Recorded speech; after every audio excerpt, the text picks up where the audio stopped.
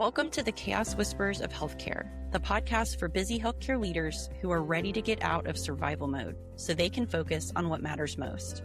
This is where the burnout stops and the real talk starts. I'm your host, Dr. Megan Carter, and each week I sit down with healthcare innovators who get it. We will unpack the chaos, laugh through the hard stuff, and get you at least 2 practical tips you can use at work right away. If you're ready to clear the chaos and lead with impact, you've come to the right place. Let's jump in. Welcome back to the Chaos Whispers of Healthcare, the podcast for busy healthcare leaders who are ready to clear the chaos and lead with impact. I'm your host, Dr. Megan Carter, and today we are talking about something that gets talked about a lot in healthcare, but it rarely is implemented in a way that actually sticks.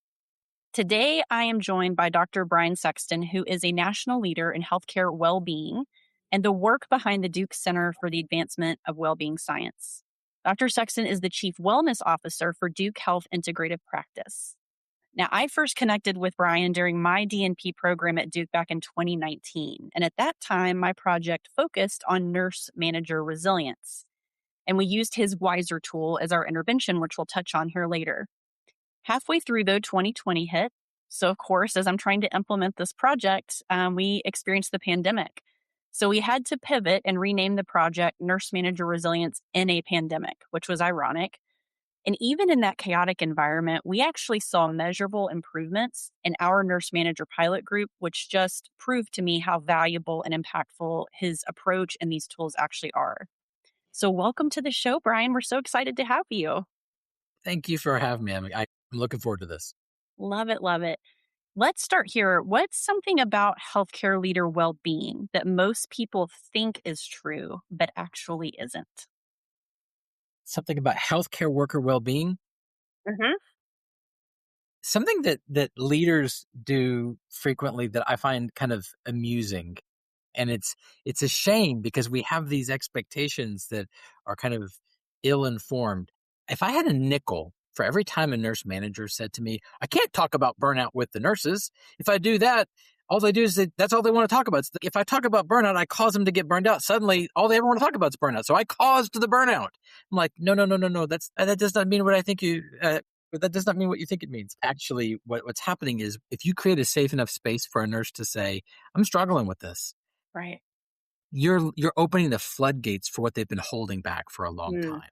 Yeah. It's not that you caused burnout. The burnout's still there. It's there whether you give it space or not. But if you give it space, you create an opportunity for it to heal.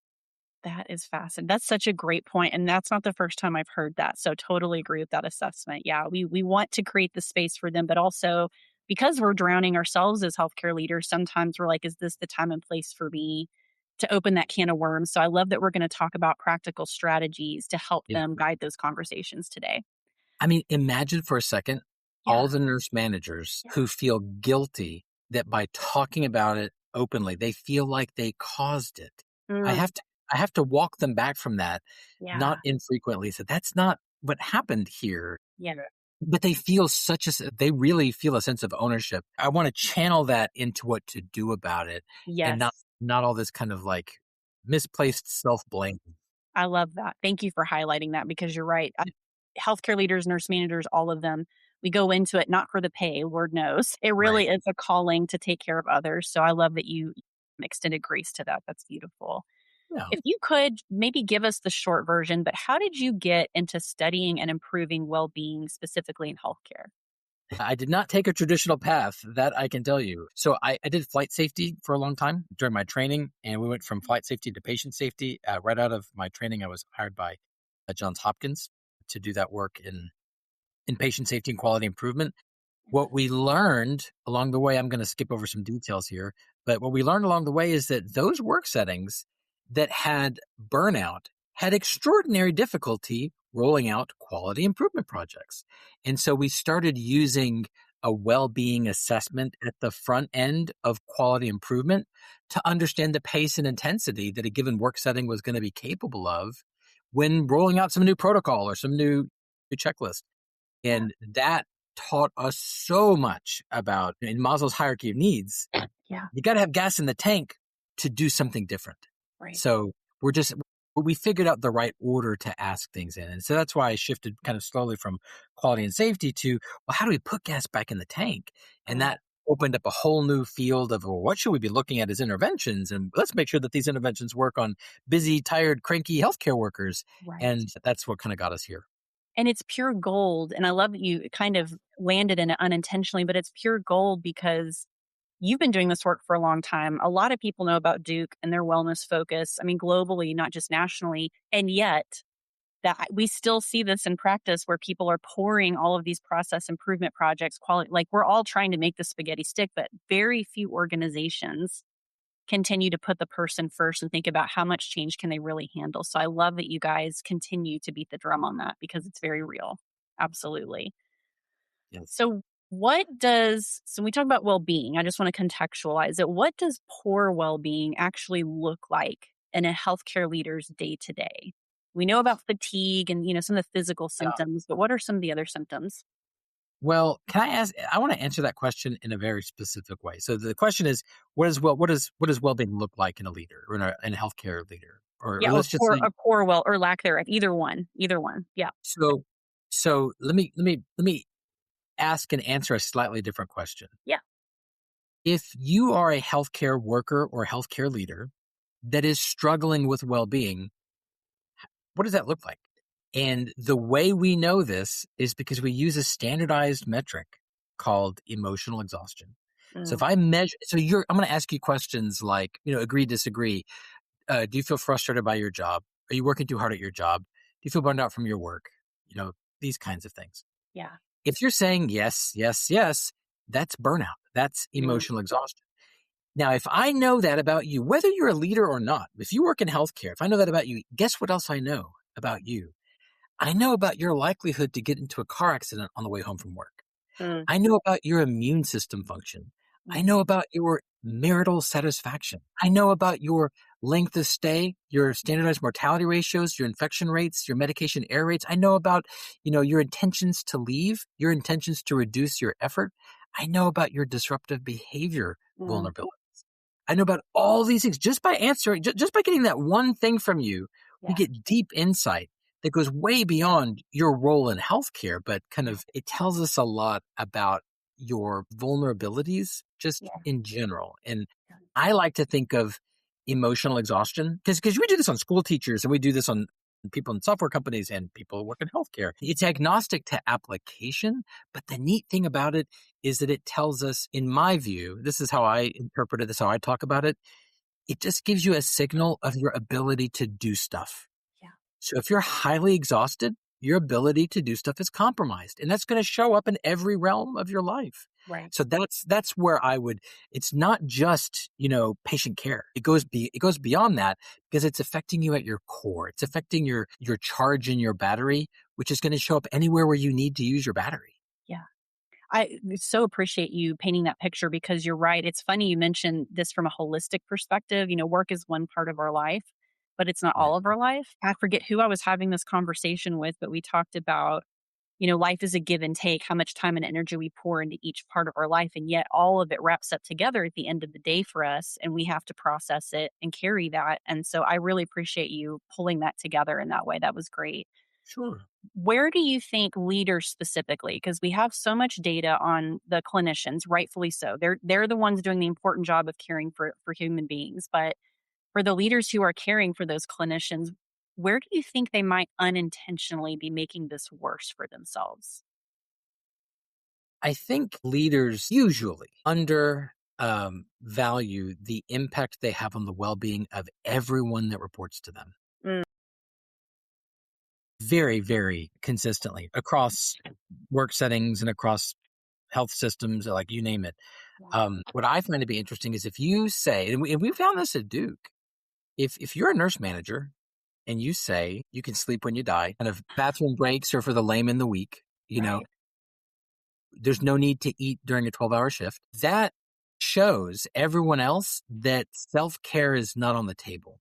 Mm, If you are a leader that says, I'm going to take a bio break because that's what we do to be there for our patients. If you say, it's important for us to go to the bathroom, it's important for us to take breaks and step away so that we can be there for our patients when they need us most. The difference between denying self-care and role modeling self-care is everything in the way that gives permission to the staff to say, that's what leaders do. Right. Leaders eat meals at meal times and leaders pee at work. Yeah. That's what leaders do. So that's just, I think it's a common misconception that I have to be tough. I have to forego all my personal needs. And it doesn't seem the right message. So I want the listener to hear this very clearly. I'm going to repeat it. I don't do this often. You are role modeling, whether self-care is okay or it's not. I just want you to hear that. So I want to repeat that. You are role modeling that for your team. So if you want your team to take better care of themselves, it starts with you, my friend. So thank you for that, Bryan. That was awesome. People are watching. People are watching. They are. Yeah. What did you see? And I know the pandemic's over, but for me, we are all still seeing the ripple effects of the pandemic on society, on politics, on our economy, but specifically with healthcare leaders, we're still seeing the long-term effects of trauma. Was there anything you saw during the pandemic that changed how you think about leader well-being? About leader well-being. I think it changed. Well, it's funny because if I look back to just prior to the pandemic, 2019, 2020, there were still senior leaders that I would work with that would say stuff, well, I didn't become the president of this hospital to worry about the work-life balance of the damn nurses, says no one now. Right. But they were saying that just a few years ago. That was like an okay thing to say in a room full of, mixed background leaders. Yeah. So what I think has happened is there is a dramatic increase in awareness and acceptance of the well-being as a factor. Like in Maslow's hierarchy of needs, we got to make sure that they feel safe before we give them something special and different to do, right? So let's make sure that they can inhale and exhale before we tell them to work harder. The difference now is that despite the fact that the awareness is up and the recognition is up, the options for leaders to choose from are not clear. So I got to do something. I don't know what to do. I hear that every day. I got to do something. I don't know what to do. And now it's made more complicated by doing more with nothing. Yeah. And I don't even know what the more is. Right. And where they're going to pull that from. It's interesting you brought that up because I say this a lot in my workshops and keynotes. Gen Z has been forcing a beautiful cultural change. I know it's uncomfortable for the millennials and the boomers, but they are not going to tolerate people who are not focused on their flexibility and their work-life balance, harmony, whatever you want to call it. They are absolutely opting out. They're willing to forego employment until they find a culture that supports them in that way. And honestly, as painful as it is, I know there are listeners who are going, Megan, you have no idea what it's like to balance a schedule with these guys. I get it. But guys, we need it. We need this disruption because our track record up until now has not been great. It needs to be disrupted. So I'm grateful that there are, whether it was the pandemic, whether it was global factors, generational, I love that we're finally shifting. It's late in the game, but I'm just glad that we're making that progress. Absolutely. The generational stuff is fascinating, and it is. I agree with everything you just said. And let me add to that that that generation, that kind of under 30 crowd, they watched their parents work their entire lives selflessly for an organization, only to be laid off on a whim based on some need of some shareholder. And that generation is like, that's not going to be me. Right. I don't want to be. I don't want to have a fancy title if it means I'm going to have to, work nights and weekends. And I don't want to show up at a place that's going to do all this. So you know how that shows, how that manifests in ways that we misinterpret? Yeah. We call it entitlement. We call it back in my day, I would have never talked to an employer or recruiter that way. What they're doing is a very intelligent response to the world that they've witnessed is you get screwed over. You get screwed over despite your loyalty. So they show up and say, I want this really high salary. I expect this. And I don't want to have to show you that I deserve it. Pay me and I'll show you what I can do. Yeah. That that shift in, like, Yeah. someone my age might look at that and say, how dare you, Yeah. right? Yeah. But it's actually a very intelligent response to a very abnormal situation that they're watching. Yeah. Just because we've normalized it as older generations doesn't mean that they should have to. Like, Right. I could go all Right. day about that. That's so beautifully articulated. Well, we are going to pivot now into some of the strategies. So, just to orient the listeners, we're going to talk about 3 strategies. So, strategy number 1, we're going to talk about micro practices that fit into your busy day. Strategy number 2, we're going to talk about the Duke Wellbeing Survey. And then strategy number 3, we're going to touch on the Wiser tool that we used in my project that they've continued to refine.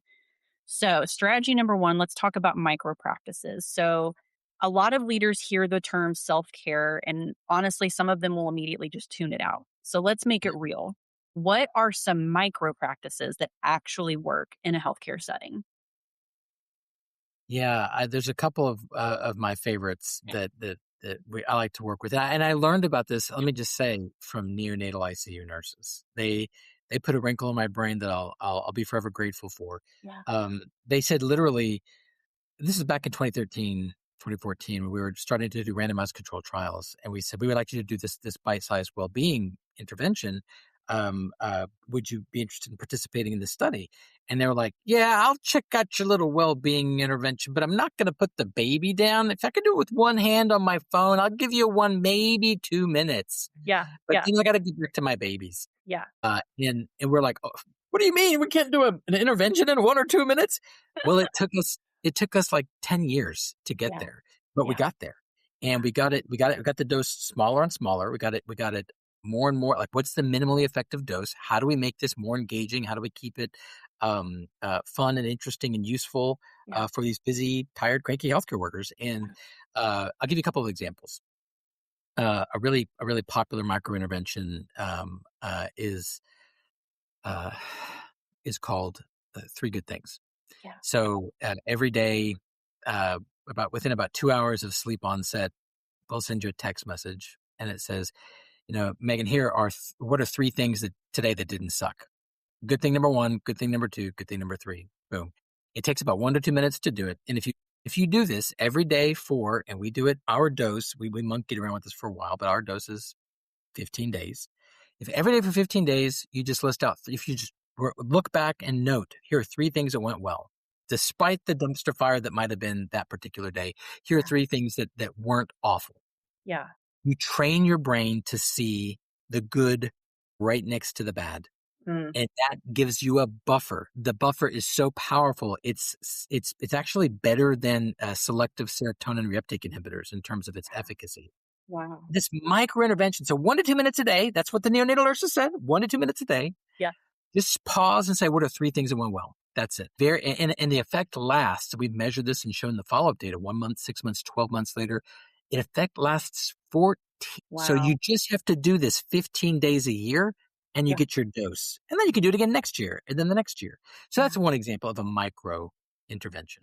That is so powerful. Why do you think, or what has your research shown, either way, why are some of these small, consistent actions often more effective than those big occasional ones?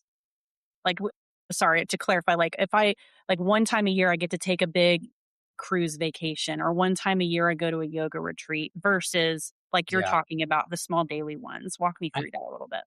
Yeah. So if you take, first of all, vacations are great for well-being for like 2 weeks. Right. And then you go right back to baseline. Right. And what vacations don't do is they don't teach you a different way of thinking about the world. They give you a reprieve from your daily stressors. Then when you return, that little buffer that you created during vacation wears down and you're right back to baseline. The difference with these micro interventions is that they don't take long. You're building a muscle over time. So and let me tell you, there's researchers at University of Michigan that did a replication study. It was a randomized controlled trial of 3 Good Things, but they diluted it.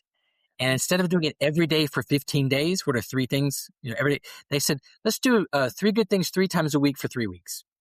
And they found the effect at 1 month, just like we did, but it was diluted by 3 and 6 months. It was almost gone. Interesting. And it's just like, but here's the thing. If you do this daily, if you do this every day, you teach your brain, You make that muscle stronger to see the good right next to the bad. Yeah. That is we call that skills, not pills. So nothing against pills, but you're changing the way you view the world Right. long term. Right. Vacations don't do that, right? Right. A yoga retreat, if it's really profound, can do that a little bit. Right. But again, it's where is the skill that you're developing that you can use in huddles at the dinner table, when you're in line getting coffee, when Yeah. you're standing in an elevator. Like these are the how do you integrate these little micro interventions Yeah. into an already busy day? This is so interesting that we've touched on this because it feels like a theme. I don't know if it's because I'm in my 40s now and I'm trying to make sure I hydrate, make sure I get my steps, make sure I get enough protein, get enough fiber. Oh, by the way, you're supposed to stretch. Oh, by the way, you're supposed to go to bed early. Like you think of all these wellness things.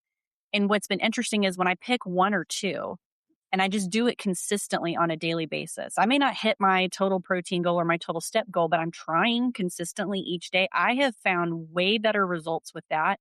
And it's more sustainable, right?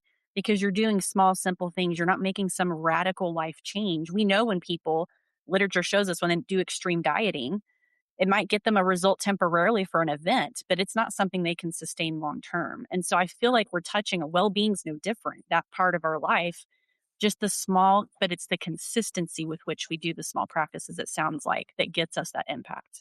That's right. That's so interesting.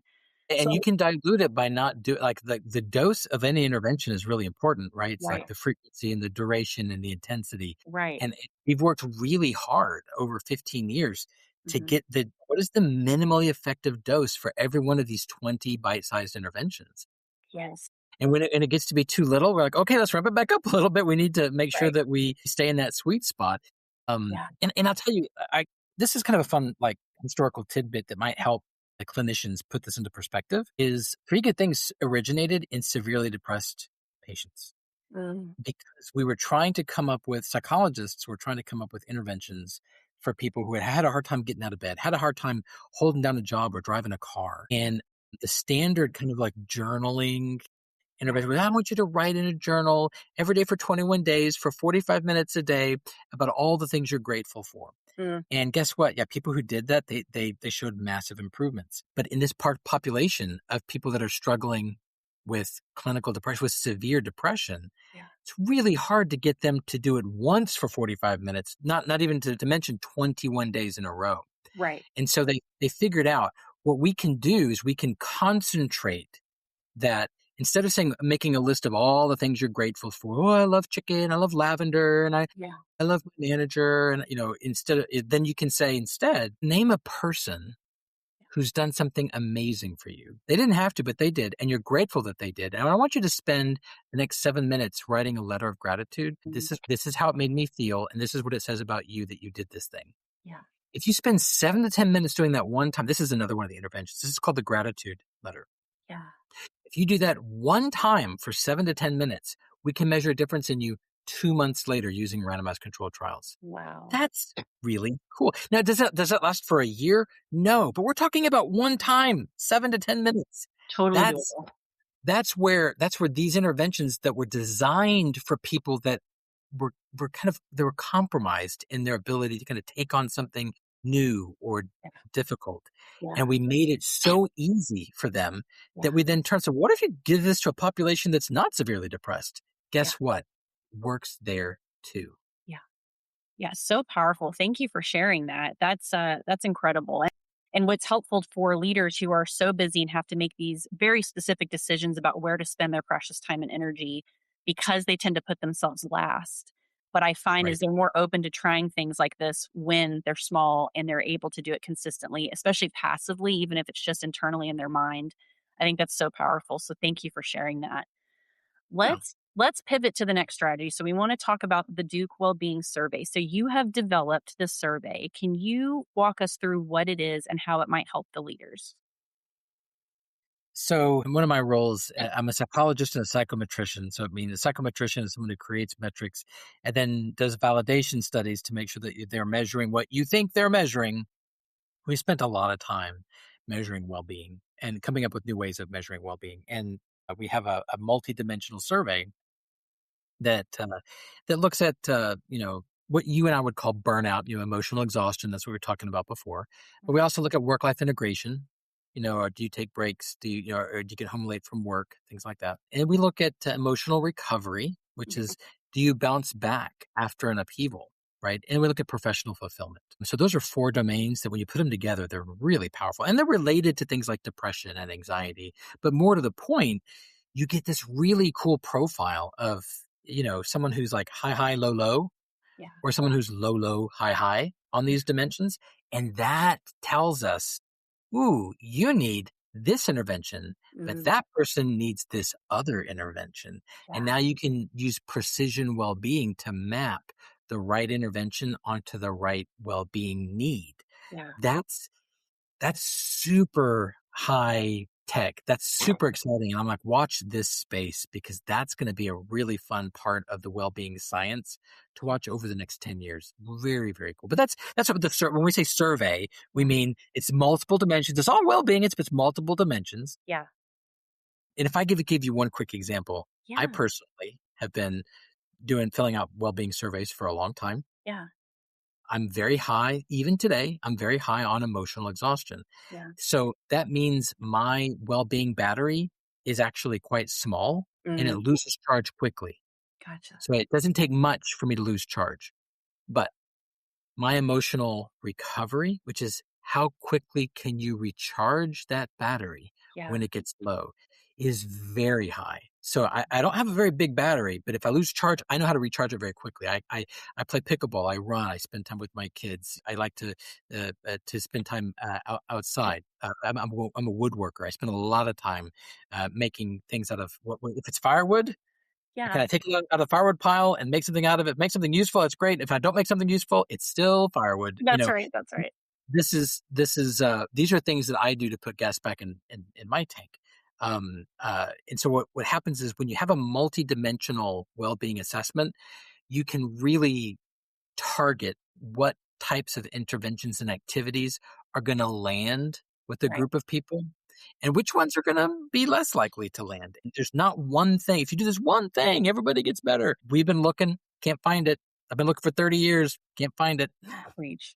Preach. That's incredible because as you're describing it, I'm like, oh, he's describing precision medicine just in the psychological space. I think that's why we've struggled so much. This is my belief, having experienced this. I think healthcare leaders are a little unconvinced, maybe and even a little jaded because we've been talking about burnout. We've been talking about well being. No one has found what you described as the magic bullet. Well, here comes a tool that has been psychometrically validated that Hmm. tells them what kind of intervention works for them today. And if I were to take the survey 6 months, a year from now, I might have different results, right? So it's Yep. helping us really say, okay, of all the micro practices of all the things that are out there, like the person you talked about in the beginning, I know it and something needs to be done, but I don't know where to start. Sounds like this tool really helps them figure out where and how to start in a guaranteed impactful way, which is not something we've experienced before. So I'm super excited about this tool. Yeah, it's as close as I can come to kind of like a one size fits all Yeah. approach because we all start with the same assessment, Right. but we end up with different recommendations. Right. Right. That's so powerful. And before I know we're already getting close to time, but before we talk about or kind of close out, I want to touch on the Wiser tool. And the reason I am so passionate about it is because I saw the power of this intervention during the pandemic in nurse managers. So you talk about a high risk group that already has a super stressful job, then you put us in this global emergency. Even using this tool just a little bit made such a difference for them. So if you could kind of touch us on what that tool is and maybe where they could access it, that would be amazing. Sure. So still on the website, it's completely free. It even has continuing education credits behind it. Mhm. So we call it a multi-tool. So we actually took a number of different interventions that were all bite-sized and we put them together. So every day for kind of 1 to 2 minutes for 10 days, we give you a slightly different task. At the end of the 10 days, you've been exposed to the 3 good things intervention. You've been exposed to the gratitude intervention. You've been exposed to the random acts of kindness intervention. You've been exposed to the awe and wonder intervention. And you can choose along the way, you can kind of choose your own well-being adventure. Like which thing do you want to do more of? Which thing do you want to do less of? But it gives you it's kind of like a poo-poo platter, if you will, Yeah. of kind of where are you, or at least you get to test Yeah. out a number of different things and see what fits. And we had developed that before we got to the point with the profile work, with the wellbeing Yeah. profiles, where we could kind of direct. Still available, costs nothing. We've published it with 2 randomized controlled trials. Both of them showed, significant improvement at the 1, 6, and 12-month posts. So it's got good data behind it. And if for no other reason, go and grab an hour of CEU with CME credit. Yeah, absolutely. Absolutely. Pure gold, pure gold. Well, I cannot believe we're already getting close to time, but I like to end the episode kind of on a lighter note because we're always talking about pain points and we're kind of really focusing on what's broken, but I like to end on a higher note. So what is maybe one daily habit for you that's had the biggest impact on your well-being? So this is a rare thing. I don't think it's not easy to say which one thing everybody can do, but this is a really special one. And don't roll your eyes, I but will not. everything in life is more difficult with a terrible night's sleep, and everything is more difficult. Everything is more easy. Everything comes more easily to you with a good night of rest. So we have a sleep tool that I love to kind of put in front of people, even if I don't know much about their background. Yeah. And it has like evidence-based sleep hygiene tactics that you can use. And my favorite one of all, if I can leave this with your listeners, is called 3-2-1. So 3 hours before bed, no more food. 2 hours before bed, no more liquid. And 1 hour before bed, dim the lights and move to screenless reading. If that's the only thing that you do, Yeah. watch how much more easily you fall asleep. And if you wake up, fall back asleep. Just try it out. Try it out. Love that. That's one really, and I do that myself. If I'm like, oh my gosh, today, try that out. That's delicious. Thank you for sharing that. You're right. We all need help with our sleep. We are terrible at it. I don't know anyone who sleeps well consistently. So thank you for that. 3-2-1, so easy to remember. Yeah. Well, thank you. Thank you for sharing so much wisdom with us today, Bryan. If our listeners want to connect with you further, where would you like me to direct them? We're on LinkedIn. Our website is cause.dukehealth.org. The cause is CAWS, the Center for the Advancement of Wellbeing Science, caws.dukehealth.org, or you can find us on LinkedIn. Love that. And just so you know, listeners, the links to that website and his LinkedIn profile will be there. I'm also going to summarize all the Chaos Whispering practical tips that Dr. Sexton just shared with us. Bryan, thank you so much for your time today. You continue, and the work that you do continues to impact me and the leaders that I work with. So keep doing what you're doing. You are changing the world one leader at a time. Thank you so much for your time today. Thank you for having me. Awesome. All right. We'll see you next time, Chaos Whispers. Thanks for joining us on the Chaos Whispers of Healthcare. If today's episode resonated with you, please be sure to follow this podcast, rate, and leave a review on your favorite platform. I'm Dr. Megan Carter, and I will be back next week with more real talk, fresh strategies, and guests who are redefining what it means to lead with impact. Want to keep the conversation going? Be sure to connect with me on LinkedIn and download free tools and resources from my website. Both links are in the show notes. Let's heal this broken healthcare system together, one day at a time.